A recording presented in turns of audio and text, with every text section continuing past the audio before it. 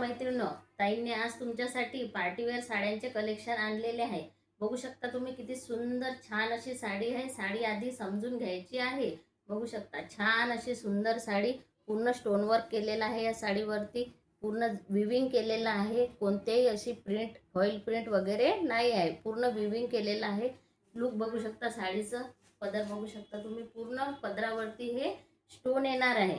पूर्ण पदरावरती स्टोन येणार आहे।